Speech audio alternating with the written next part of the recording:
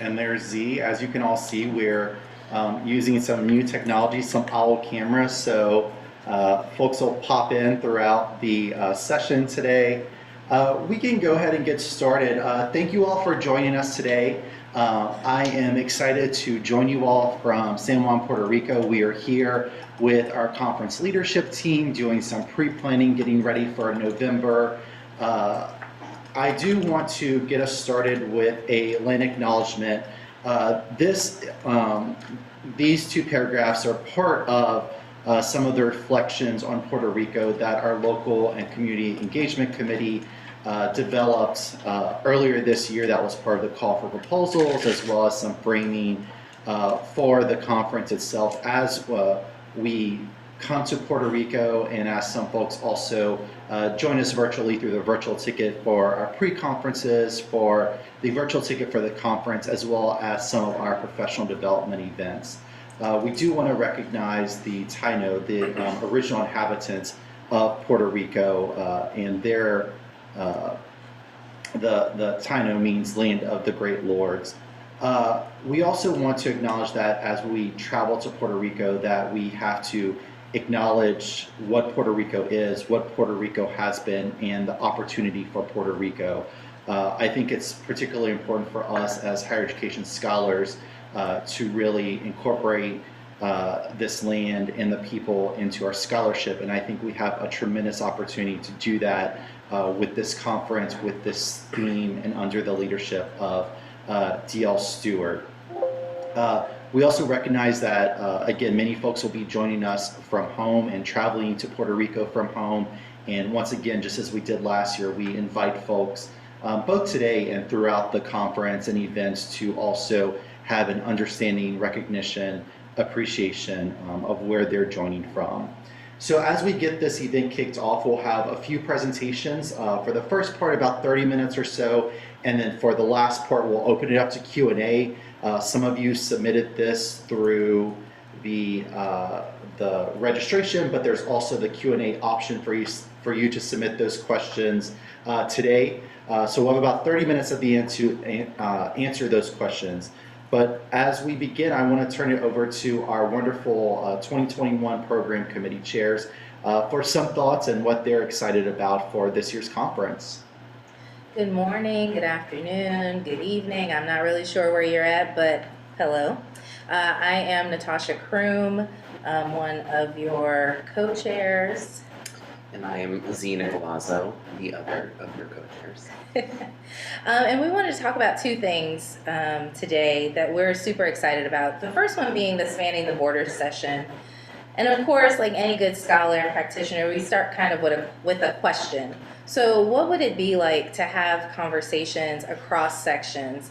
That is, papers from the undergraduate access section with one from faculty, administrative, and contingent staff. Or what about a paper from the policy, finance, and economics section and community university partnerships and practice that have a similar topic but approach it from a different framing?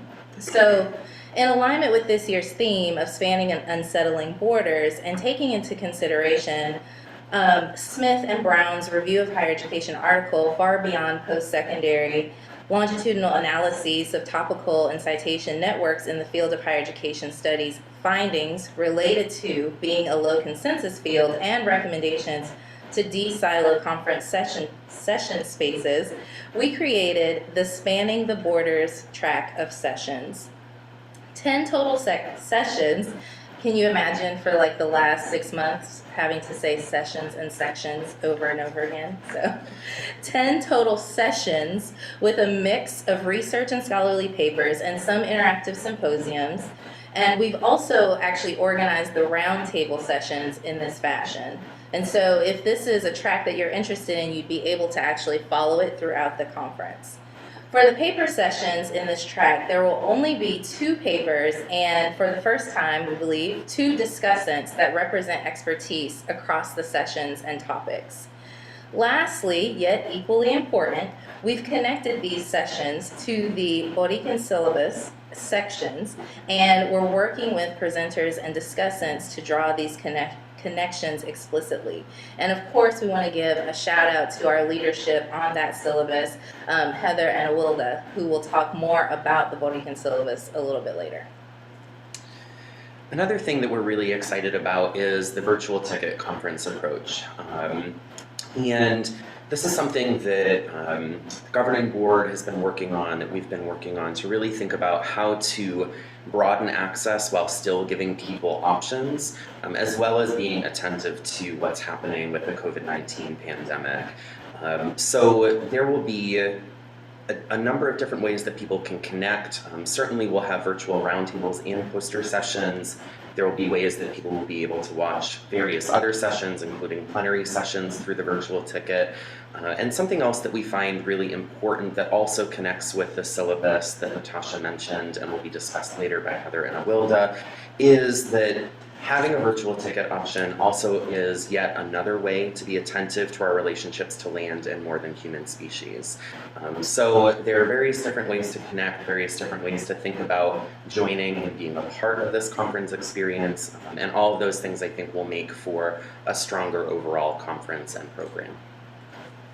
Thank you so much, Zia and Natasha, for framing the conference, sharing a little bit about what you're excited about, and really for your leadership of this conference and this program, and just all that you've done to move the association forward as we think about coming back in person, but also just move the field forward, because the proposals, the accepted sessions that we have on our agenda that'll be coming out sometime in August really set the frame, set the tone for the field. So just thank you for your leadership, and also to the entire program committee. We met a few weeks ago, and it was just really awesome to see this amazing group of people come together and really think critically about this conference. Next, I want to turn it over to our accessibility work group folks. So Kirsten Brown's going to join us on screen, and then Autumn Wilkie is here with us. They have been leading this charge through the past few months. So part of the strategic plan was making ASHE a more accessible organization, association, as well as our conference. And they've done some work both from the association perspective, but also in relation to this year's conference and event. So I will turn it over to them. Hi everyone, my name's Autumn Wilkie, and I'm one of the co-chairs of the Strategic Working Group on Accessibility, along with Kirsten Brown, who has joined us on the screen. Both because I think I'm probably backlit and for accessibility. I'm a white woman currently wearing a blue blazer over a tan shirt. I have on large teal glasses and have short hair. My pronouns are she, her, hers, and I live and work on the ancestral homelands of the Ochethi, Sakowin, and the Meskwaki people. I wanted to start by recognizing and saying thank you to all of the members of our committee who I'm representing today. We began our meetings in March of 2021 to build upon the existing accessibility practices of the association and to help achieve the accessibility goals of the 2020-2022 strategic plan. Our committee's work is informed by a range of personal, professional, and conference-related experiences that are represented on the committee.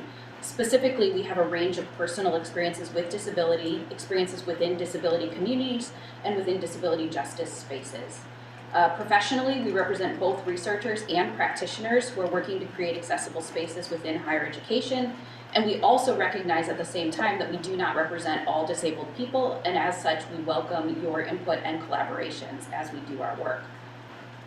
The peer conferences that we have either attended or are looking at including and drawing from are AERA, ACPA, and NASPA, and perhaps more importantly for informing our work is the disability-centered conferences that we've been a part of. And so some of those that include the Association for Higher Education and Disability, the Society for Disability Studies, the Post-Secondary Training Institute, and the Disability Intersectionality Summit. We're drawing from the focus on accessibility within those spaces to work towards a more long-term and ongoing project of inclusivity and accessibility within ASHE. We acknowledge that there's no totally barrier-free space, but we know that there are conference practices that do exist in other venues that enhance accessibility and inclusion, and our hope is to intentionally integrate those additional practices into the existing practices of ASHE. As you can probably tell, I'm currently on site in San Juan with the conference team, and I'm here in order to note accessibility features of our location as well as to note potential challenges that the committee can then recommend site-specific solutions to. The hotel that we're in provides a really good foundation for accessibility. I've been really impressed as I've been walking around and looking at different things. And so there's a number of thoughtful elements in the design and the culture at the hotel. And the association has really thoughtfully been considering accessibility in the planning for both the on-site and virtual experiences. There is conference access information that's already been provided by the ASHE team and can be found on the conference page under the registration tab. And there's accessibility information for both the in-person conference and the virtual ticket. Because Kirsten and I value the knowledge and perspective of other disabled people within the ASHE community, we welcome future input and collaborations. And so if you have any comments or things that you would like to be involved in, please email me. My email's on the screen. It's wilkeaut, WILKEAUT, @grinnell.edu, or you can email Kirsten at kbrown@edgewood.edu. Awesome. Thank you so much, Autumn, as well as Kirsten, for your work over these past few weeks and months, and as it will continue. It's been especially great to have Autumn here to review the space. As I shared with our board a few weeks ago, when we were here back in 2019, actually looking at the space, we were looking at from a variety of standpoints. And I think we're very accessibility minded, but I appreciate having Autumn here to really have a true accessibility lens to see this space through. So thank you for being here, and thank you to that group for their work. Next, I want to turn it over to our Local and Community Engagement Committee. This is a new committee this year that really continues and builds upon the work of various groups over the past many years, both formally and informally. And I have been very privileged to work with this group this year, as well as Heather, the Indigenous Scholars Collective, over the past years, and my own learning and unlearning. So I'm just very appreciative to Heather and Awilda for their work this year as a continuation of that work. So I will turn it over to them now. Good morning, good afternoon. Hatso, Honde Onde Bapbo, Heather Sheraton, and I'm a citizen of the Wichita affiliated tribes and also a descendant of the Kiowa and Cheyenne people, and I am one of the co-chairs for the Local and Community Engagement Committee. We want to begin today by taking a moment to pause and honor the life and legacy of Kanaka Maoli scholar Dr. Hanani K. Trask, who journeyed on last week. Her brilliance, fierceness, wisdom, and love for the Aina shaped a scholarly space for so many of us, and it's pushed us to reclaim space in the Academy. Our work with the Local and Community Engagement Committee has been largely shaped by her wisdom and her words, which guided and grounded our Borwican syllabus. She reminds us that our story remains unwritten. It rests within the culture, which is inseparable from the land. To know this is to know our history. To write this is to write of the land and the people who were born from her. So today we give thanks for her life and honor the legacy that she gifted us. With that, we want to talk about a few of the things that we have developed with the Local and Community Engagement Committee. Particularly, Jason provided a little bit of background, but we wanted to acknowledge those who helped to shape this and the beginnings of this work that have been in community with the Indigenous Scholars Collective for a number of years, and in 2018-19 with the Land Acknowledgement Working Group that was charged by then President Chris Wren, and who we worked in community with the Program Committee Chair Leslie Gonzalez, and then the work in 2019-2020 with the first Indigenous liaison to the Program Committee, which was Coco Reyes, appointed by Carrie Ann O'Meara. And then this year, under the wonderful leadership of Dl Stewart, the Local and Community Engagement Committee was created and has been critical in helping us to expand how we're thinking about our engagements with place and space, and particularly place-based sensibilities and consciousness as scholars of higher education. And so we're grateful to our committee, to the original 14-member committee of the Land Acknowledgement Working Group for providing the foundation for this work and helping to shape that. So the the Land Acknowledgement Working Group, hopefully most of you have had time to engage with the Boricua syllabus. That was one of the biggest pieces for our work, and thinking about how we can actually engage in a scholarly way with place, what it means to be in responsible, respectful, and reciprocal relationship with place and space, people, and more than human creations. And so, guided by one question, how do we as a scholarly community engage with place in respectful, responsible, and reciprocal ways? The Boricua syllabus provides us that opportunity to engage with scholarly work across 4 different units. And you can see that the Boricua syllabus has been woven throughout the entire conference with the spanning border sessions, our work with the accessibility committee, and how we're thinking about how we engage with Puerto Rico as a territory and occupied space. And so the Boricua syllabus has 4 units. We hope that you all have been able to engage with it. But each of these units are guided by questions. They are organized in a way that are not meant to be either standalone or hierarchical, but really as a way to provide a variety of formats for you that include books, public scholarship, news articles, podcasts, documentaries, and music. So rather than readings that you would work through in order, they are meant to be engaged both collectively and individually. And so the scholarly collection is not meant to serve as an exhaustive or authoritative list, but rather an entry point for us to engage in our understanding of place. It's a way for us to offer some perspectives on responsible local engagement and the nuance and understanding of our currently contested space here in Puerto Rico, and a space that is often conceived as a playground for visitors. So in this spirit, we envision the syllabus as a scholarly space to be in community with our ASHE membership. And we invited you all as a community to think alongside us, to engage in dialogue, to critically reflect, and to reconsider borders, and to extend this work through your own contributions, through sessions, and how you're thinking about engaging with this space. Over the next few weeks, you will see tweets where we will be inviting you to engage with certain readings or scholarly engagements from the syllabus, so we encourage you to follow the hashtag Boricua syllabus, hashtag ASHE 2021. Hi everyone, this is Aguilar Rodriguez. Excuse me. And this is my family's ancestral homelands, Puerto Rico. And so I'm going to be talking a little bit about something that we're both very excited about, which is the critical tours that are part of this year's ASHE.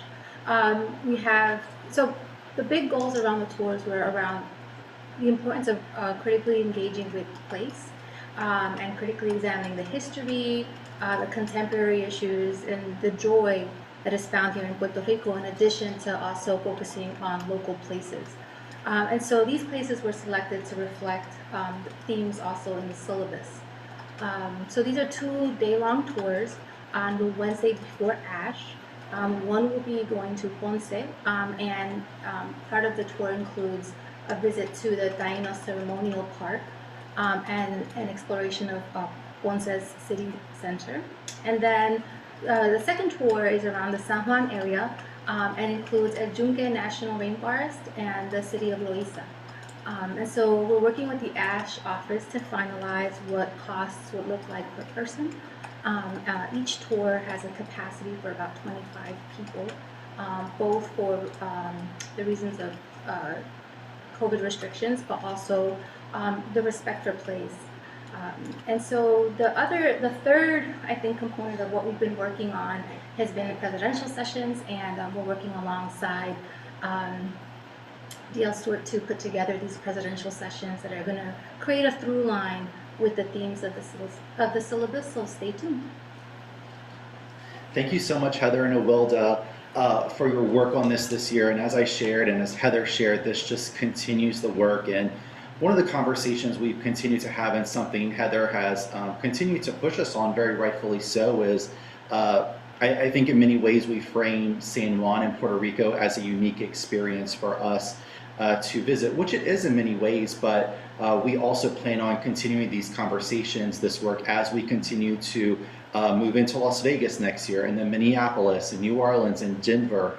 These are important conversations for us to have in any place that we go to. So I'm very thankful for the work that they've done this year as a continuation of the work and continuing building that foundation as ASHE continues to just become a better organization. So I wanted to spend a few minutes sharing a few things about the conference, some logistical things. I also want to invite folks, as if you have any questions so far as they come up as we're talking, please feel free to put them in the Q&A. We'll start responding to those in a few minutes. But I did want to go through a few pieces of the conference. We've shared much of this before. Some of this, or I think all of this, is actually on the website, but we do recognize and realize it's a lot of information. I think it's not a surprise to anyone that I'm a big fan of long emails, and that's in the air of transparency, but I also realize that the world has been happening and folks may have not had a chance to really dive into those emails. So I did want to highlight some things around conference programming specifically. So as we continue planning for the conference, one of the things that's been important to me in my role is how we focus on and center wellness.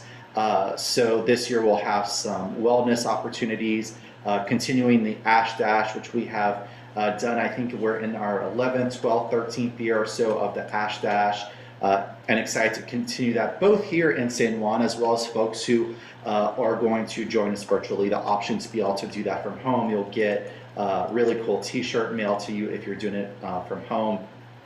For our grad students, one of the things that we've really tried to center as an association is support for our graduate students and how we continue doing that and expand that, specifically knowing that funding may be a little bit more limited this year. So it's not here, but I do want to remind folks that our travel scholarship is currently available. The deadline is on the 12th. So if folks are traveling to Puerto Rico, graduate students, and you need some extra funding, I encourage you to apply for that. Typically for our in-person conference, we have a graduate student luncheon. This year we're actually expanding to 2 graduate student luncheons, and our grad reps on the board, Stephanie and Eileen, are doing some really awesome programming around that. We will have a newcomers, first-timers event, which will include either a breakfast or lunch on the first day of the conference. For folks who are joining us virtually, we'll actually do a virtual first-timers event, probably sometime in October. And then we'll also continue our major events. Because our pre-conferences are virtual this year, we've adjusted the schedule a little bit. So our opening reception, that's typically on Thursday night, will actually be on Wednesday night to get the conference kicked off. We're aiming to do it here at the hotel. They have a wonderful and beautiful pool deck that we hope to do it on. We also have a rain plane, of course, and a heat plane, although November should be fairly beautiful weather. And we'll have some live local music, our award ceremony, our community meeting. We'll have some exhibitors here on site that we typically fill our suitcases with books to bring back home, as well as our affiliate meetings and receptions. So editorial board meetings, other meetings that may be happening, as well as university and organization receptions in the evening. One of the questions that came through was kind of about the comparison between the in-person and the virtual ticket, and I have it here. I actually created this morning. I realize it's on the website, but in a few different places, and we'll be uploading this in the next few days.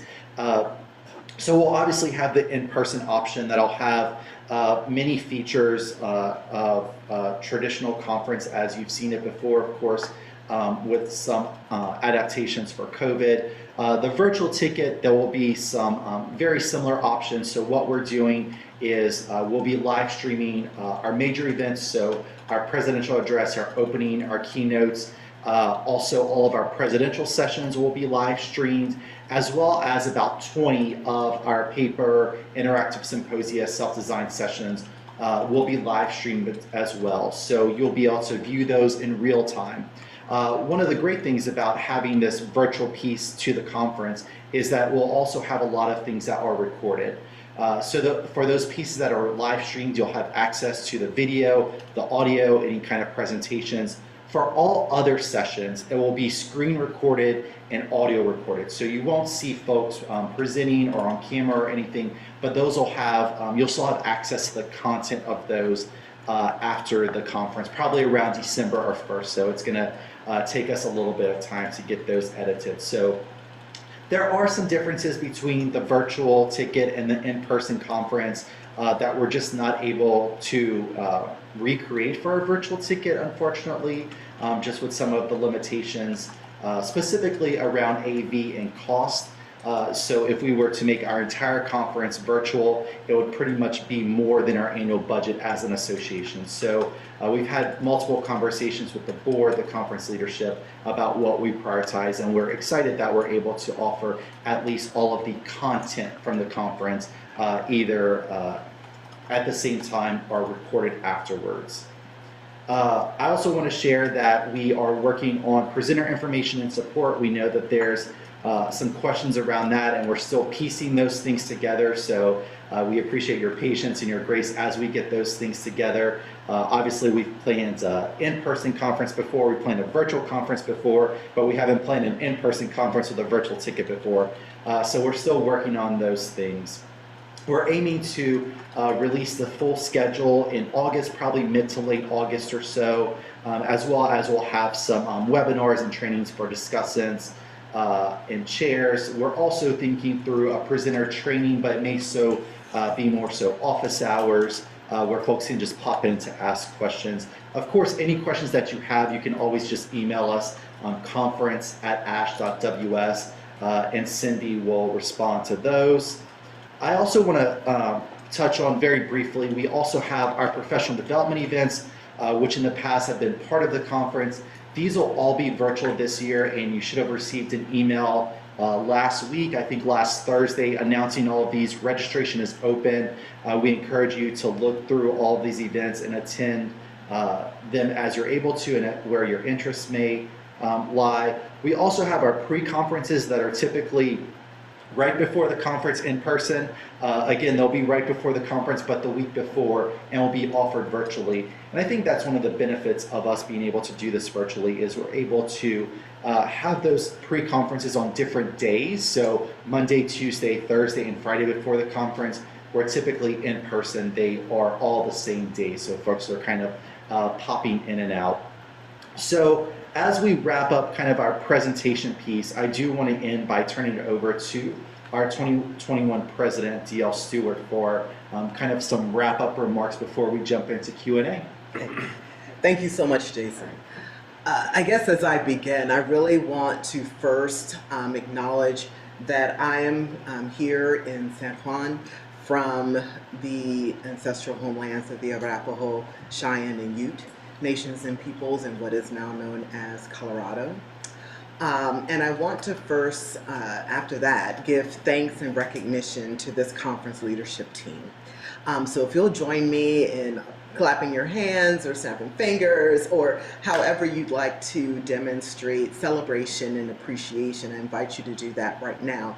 This team that you've just heard from has worked exceptionally hard to create a space and a place that will help us to live into our values as an association and also the various aspects of what we do as scholars and practitioners and policymakers in colleges and universities. So I first want to give thanks and recognition to them, these folks here in this room with me who took the seed of a vision and have expanded it, mobilized it during this year, for this year.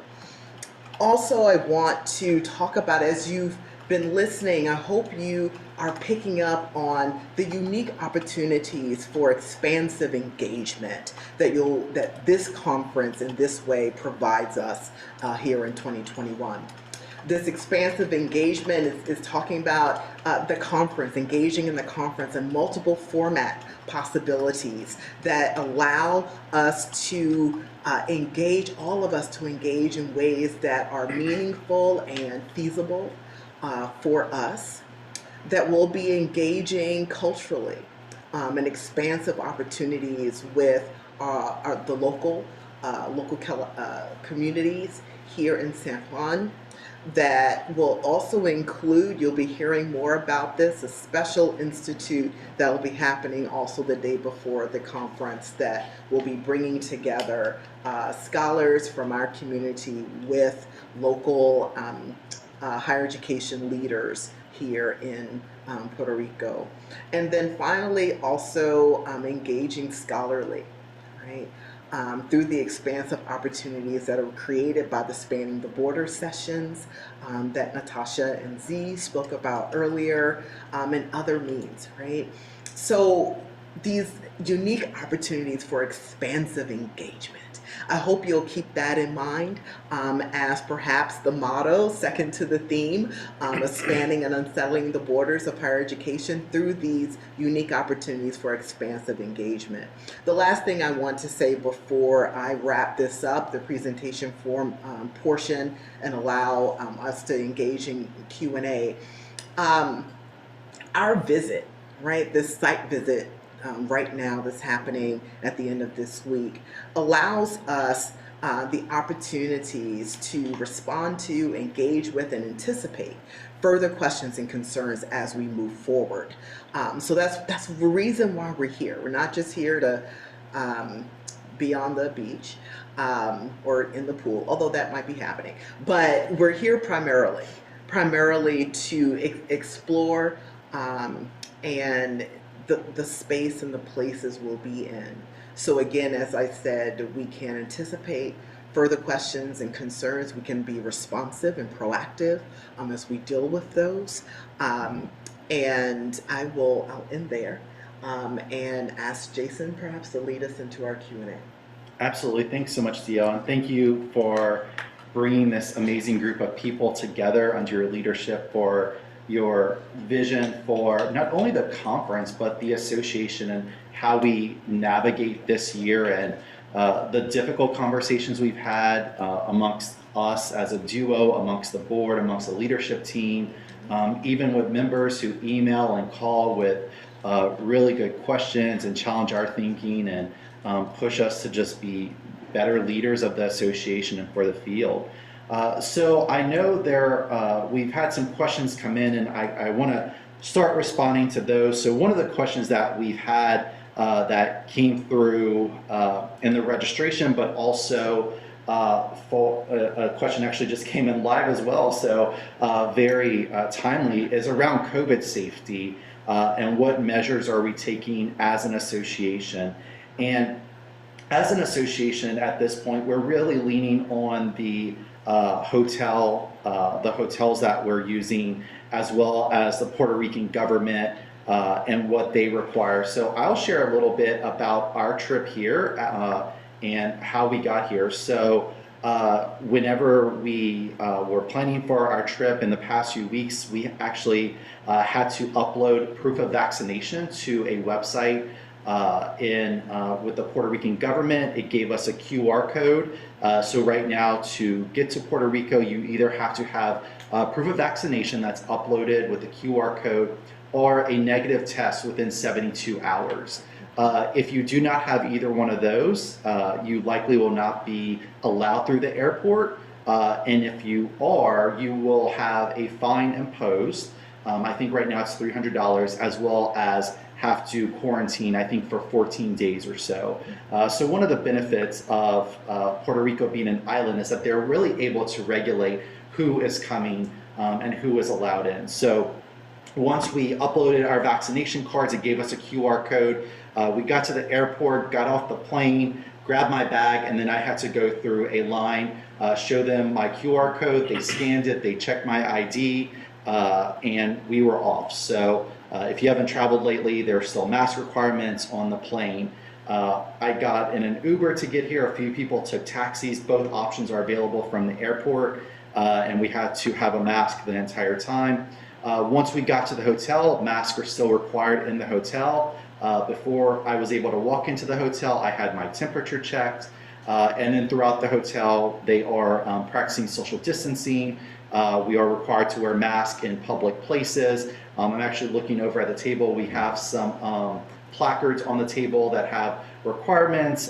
In the elevator, there are 4 people allowed on the elevator. But that's here right now in July. As we know, in our states and our countries, for folks who are joining us internationally, things are moving and changing fairly rapidly. So what it will look like in November, we're not quite sure yet. We are keeping up to date with both the hotel, the Sheraton, as well as the Puerto Rican government, as well as the CDC. Right now, we have a 50% capacity on rooms. So any breakout rooms that we have, so for our keynotes, for paper presentations, they're capped at 50%, and there will be social distancing. As of, I think yesterday or even the day before, the CDC moved the Puerto Rico level down to a 2. It had previously been a 3. And I also want to share that Puerto Rico has the 7th highest vaccination rate in the US at 65.5%. And I was sharing with the team earlier, that's pretty kick-ass. We were looking in March and April, and they were either 2nd or 3rd to last. So in the past few weeks and months, Puerto Rico has done a really good job of getting vaccinations into people's arms, and that's been really great to see, especially as we travel here as visitors. So another question that came in, and I'm actually going to turn it over to Z and Natasha about this, is about presenting. So we have some folks who have been accepted either as a paper presentation, interactive symposia, and 1 or 2 of the people are planning to come to Puerto Rico, and then 1 or 2 of the other people aren't able to come. Folks are asking if they'll be able to present both in person and virtually, and what's kind of your advice and where are we going at this point? Start? Sure. Yeah. I think it's, as Jason mentioned earlier, we're right now in the space where we're sort of testing some of the technology that we hope to be available at the time of the conference. So using the cameras, the OWL cameras, and they should be in all the rooms. At this point, at least that's the plan, that we'll have cameras in all the rooms, that we'll have hardwired laptops available for everyone. So I don't know that that has been the case in at previous conferences. But we will provide at least 1 laptop that will be hardwired in each of the rooms where folks can connect to others via Zoom or WebEx. And I will say, I think one of the things that we've been talking about is, we've been thinking about what are some ways that we could potentially try and alleviate some of the technological difficulties, particularly since we won't be able to guarantee that there'll be tech support in each room at all times. And so I think we've talked a little bit about, some possibilities. Yeah, and if there are concerns about some people might not be able to be in person, but still want to be a part of a panel, then what we're strongly encouraging people to do is actually to pre-record. And people, especially for paper panels, everyone might want to pre-record. We understand that there might be some technical issues that might not allow that for certain session types like interactive symposia. And so it might be important for panelists to all get together to have some conversations about what feels best and how to engage. And also for paper presentations, it might be a great way to engage by pre-recording. It creates better accessibility, and then people can actually be online and engage in discussion online. So these are some options that we're talking about, we're thinking through, and folks will continue to get more information as we get closer to the conference and send out more communication. And one of the other things I think we chatted about was with the interactive symposium, we're considering maybe doing a special room setup for those with folks who have a person that's going to engage virtually, so that we have all those sessions in the same space. We can probably control the technology a little bit better in that space, and just provides a little bit more opportunity to be slightly more flexible in that one room. And so I think as we get closer to August, we'll have, obviously made some more decisions and have more information. And as Z and Jason have both said, we will be sending out information about, some good ways that we think are good to proceed. And so be on the lookout for that. Thanks, Z and Natasha. And I think one of the things that came through is like, we're still working through this and figuring things out. Right, probably 20 minutes before this started, we were talking about recording videos and how that's probably a really good idea and not something we thought about before. So I think one of the great things about ASHE as a fairly smaller association is that we're able to be a little bit nimble and think about these things. So as you're out there and seeing things from other associations that they're doing really well, I invite you to share that with us. We're always looking for good ideas and how we can better serve our members in the higher ed scholarship community. The next question that we had come in was around contingency planning. So we're hearing in the news that there's various variants of COVID out there, and especially with us having our conference in November, we start to get into flu season and what that may look like. So what happens if something happens and we have to go virtual? The question is, how do we adjust? How do we change? What do we do? So I'll turn it over to DL to answer that question. Okay. Thank you very much, Jason. This is a really important question, obviously. And I want to first ask Jason or Cindy if you'll drop the link to the conference contingency plan that is on the website. This plan was developed last year during the planning and the trying to deal with the contingencies related to the conference that under President Carrie Ann O'Mara's term, and where we eventually did go virtual later, made the decision to go virtual later in the summer. So this contingency plan has been, I guess, vetted. We've done it once through already, and we are continuing to engage this as we move through this year and get closer to November.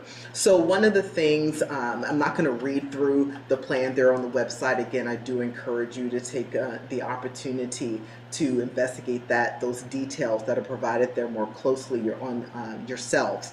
But I do want to know the sort of roles and responsibilities here, right? So Jason, as executive director, has primary responsibility to be working with hotels to monitor the situation on the ground, working with what's happening and staying attuned to what's happening here in terms of government policies and what's happening with the hotel policies and contingency plans that are there, and then communicating those things to me and to the board of directors, right? My primary responsibility is around communication. So as you've seen, Jason and I have been sending communications to the membership about all the way along in terms of what is decisions that are being made, how we're moving forward, those very long emails that Jason mentioned, but we want to, again, do this in the interest of transparency so that you understand exactly how we got to the decisions that we are making. That will continue, okay, as needed. And then the final decision to alter the conference is not made by me. It's not made by this conference leadership team. It's not made by Jason, even as the executive director. It's made by the board of directors, okay? And that is due to the board's fiduciary responsibility and governance oversight for the association. So as these monitoring is happening, that information is first being shared with the executive committee as well as with the full board of directors, okay? And we are going through, as we meet last year, and this may happen again this year, we had special meetings, right, in between our regularly scheduled monthly meetings. We've done that already this year as we've been planning how do we move forward. So those kinds of measures will continue to happen. Like I said, this plan, in a sense, was written and got vetted last year. We'll continue to work with it this year, and the canceling in terms of what the options are. So we have to go with what are the options in the contingency plan, right? Canceling, rescheduling, and or reimagining, right? Those are our three options. Should we need to go away from what we're currently doing, an in-person conference with a virtual ticket, okay? Do we cancel the conference? Do we reschedule the conference for a different date, a different year? Do we reimagine, right? So last year what happened was the reimagining, okay? And this is what took us into a fully 100% virtual conference, right? As an example of what reimagine might look like. When it's necessary for us to come to that point to make that decision, logistics, finance, member impact risks, all of that will be taken into account, okay? And then based on that information, on those data, right? And so we are doing this data-driven decision making, okay? As we look at those data, we as the board of directors, we will then make those decisions, right? And I'll communicate to you what that decision is, how we got to it, and how we will move forward. Thanks, DL. And yeah, it's so much that has gone into these past few years. I joke with folks like, I don't know if it's my age or just what we've been through, just like the amount of gray hairs I keep seeing in my hair and my beard. But just as we navigate what's happening in the world, what's happening within the association, what's happening within the field, I've been so appreciative to Carrie Ann last year, DL this year, and the entire board just for the thinking, the reimagining, but also the really good questions that have come up in these conversations of how we do things, why we do things, I think has been really a central question in what we've done. So the next question that I want to move on to, this is actually a really good question, is advice for someone who's attending the conference for the first time. And it was actually framed as advice for a graduate student who's attending the conference for our first time. And while I want to acknowledge that many of our first-time attendees are graduate students, that's not always the case. We have folks who have been working in a practitioner role, who are starting to teach and do research, that are attending the conference for the first time. We also have folks who may have not attended the conference for a little while and are coming back and are somewhat first-time attendees. So I actually want to turn it over to Autumn for some advice really on how to get the most out of ASHE, either as a first-time attendee or a returning attendee. Yeah. Hi everyone, it's Autumn again, and I've got some perspectives on that. So just to share some background, my first ASHE was in 2016, so a few years ago now, but still within the recent sort of time period. And my first ASHE was actually as a scholar practitioner before I was in a graduate program, and I'm now currently a grad student. And so I've attended ASHE 3 times, so I took a break between when I attended in 2016, and this will be my 4th ASHE this upcoming year. And so some of the advice that I have for folks comes from both of those perspectives, and particularly as someone who does scholarship around disability and access, attending the conference was a great space and way for me to begin to connect with other folks who were doing similar work, both through sort of attending sessions that had other folks doing work around disability and accessibility. So if you have an area of interest, attending the sessions, introducing yourself to speakers, getting to know others who are in the room and asking questions can be a really great way to start to build a network. Attending those graduate luncheons and some of the programming for graduate students can also be really great. For many of us, like, you know, graduate school, we have our cohorts depending on the program you're in, but connecting with folks who are at similar stages across other programs can be really helpful for not only sort of that interaction around areas of interest, but also writing groups, finding community. So there's lots of great ways where attending those things, sort of connecting with people at the table around you, having them, you know, like sometimes a lot of those natural sort of connections that happen as somebody introduces you to someone else, those certainly are things that can really help. I also think I'm somebody who's an introvert and gets really social, like very anxious in new social situations, and so I also think it can be really helpful if you do know one or two people already, sort of expanding your group outward with folks that you already know. When I first attended, I already knew Kirsten introduced me to someone, and so kind of building your network in that way can be really helpful. And so if you are a first-time attendee and you see me around the conference, feel free to come and engage with me. I'm happy to introduce folks to folks that I've met, particularly if you are a grad student too. I've got a number of folks from across the country that I'm connected with now that I'm in my 4th year of my graduate program.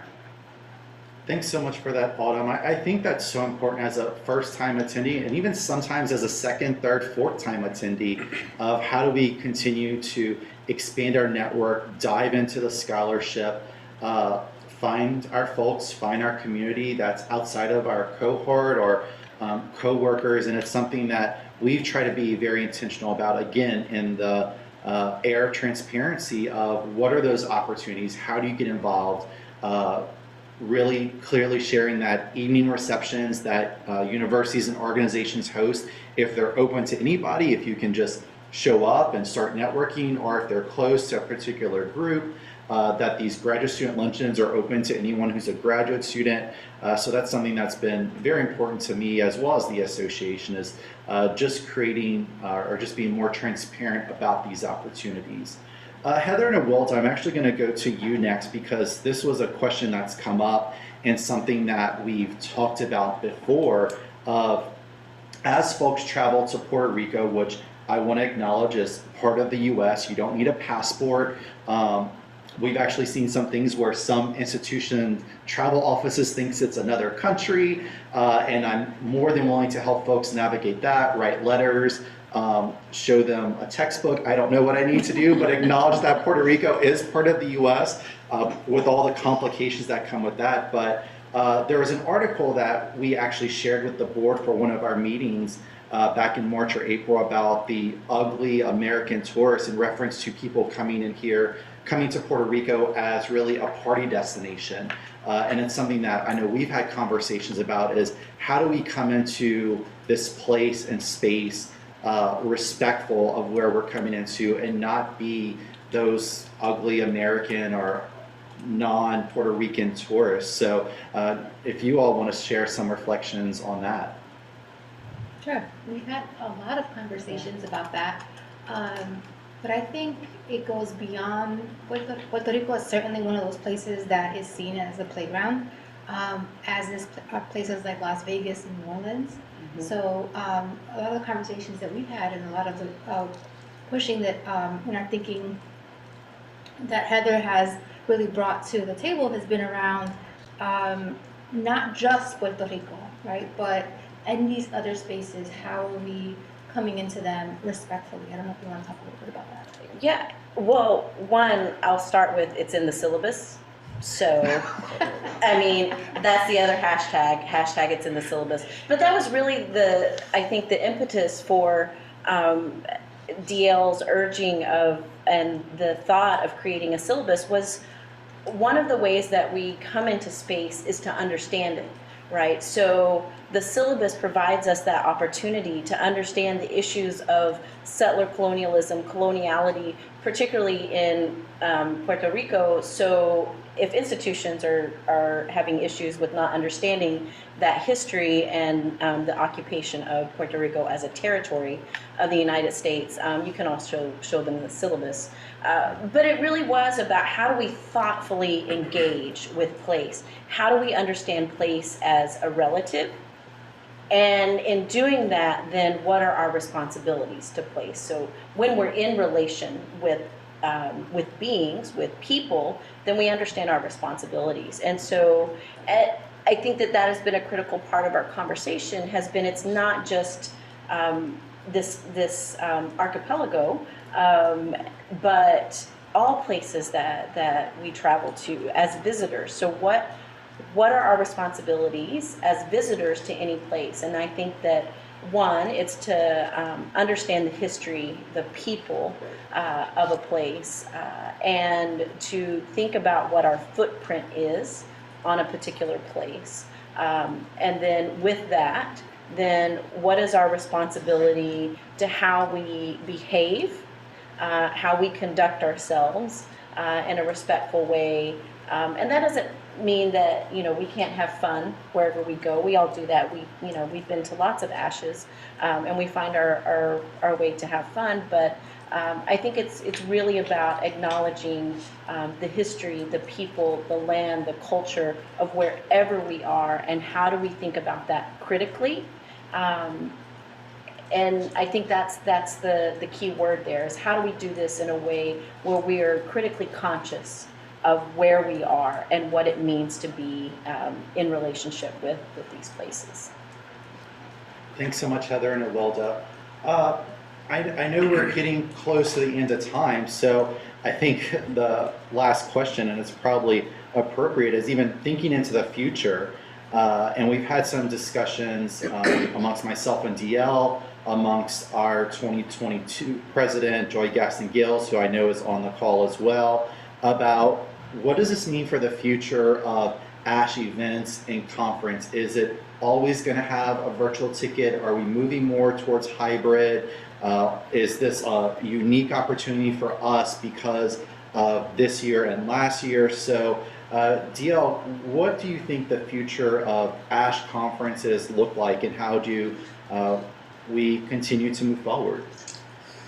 It's a great question, Jason. I appreciate that. And this is a question that we've talked about amongst the board over the last several months, is do we continue with this?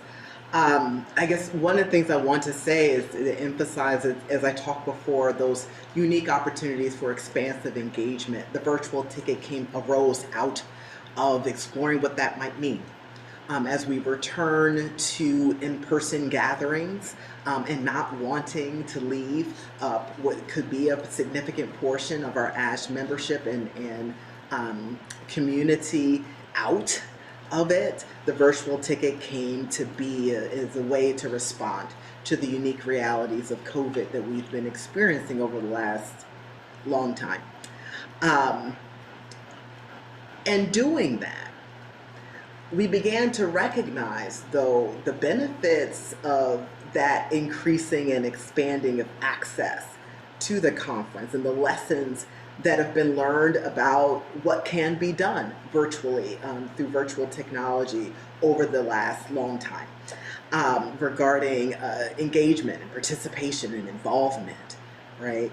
And yet, those things in this move this year does have significant budgetary impact.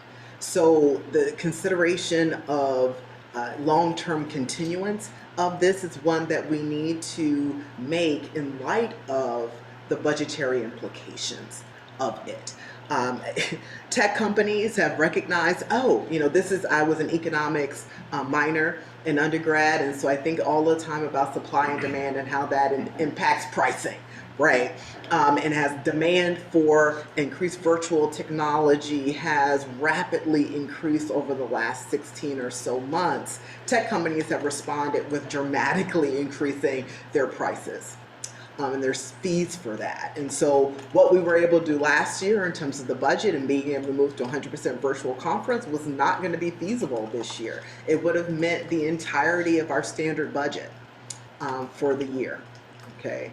And so that we have to keep that in mind, particularly the board as the fiduciary responsibility for the associations I mentioned earlier. So we will continue to monitor this, right? And consider metrics that may indicate success, that may indicate how we might inform how we do future conferences. So I want you all to understand that, or to recognize that we are thinking about this. We are asking this question as well. We as the board of directors are asking this question. We're looking at the situation. We're trying to consider, so what would it mean to continue to do this? What impacts might this have for community and community engagement together in physical space? What opportunities may be presented for community engagement in virtual space by continuing this? So I'll just end with saying, Yeah, we don't know. We asking too. And trying to be creative as we consider solutions, as we have been creative over the last 2 years. So if you know me, food is very important in my life. So one thing I want to share is, so we're in San Juan, Puerto Rico, which is in the Atlantic time zone. Right now, it's currently the same time as Eastern time zone, but as of November 6th, we'll shift. So for us, it's noon. And the next thing we're going to do is lunch. And I just want to share a little bit about our lunch. So we are going downstairs to this restaurant called Metropole, which is here in the Sheraton. It is a hotel restaurant, but they have fairly affordable lunch specials. So today we have the option of barbecue ribs for $9.99.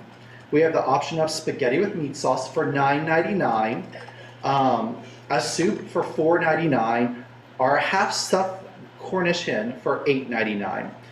And I'm not just saying that because I'm hungry. One of the things that I am hungry, don't get me wrong, but I want to share like the affordability that is embedded within this hotel. Typically we have to walk out the hotel, look for the dollar menu at McDonald's, but to get a really good Puerto Rican cooked meal in this hotel for that price is really something that I'm excited about. Again, because I'm hungry, but also for the affordability. So just wanted to share that we have thought a lot about this conference, realizing the financial cost of a conference in other times, the cost in these times, and are just continuously looking for ways to make this conference as affordable as possible. So yes, I'm hungry, but also there are some really good affordable dining options within the hotel. So with that, I just want to say thank you for everybody for joining us today.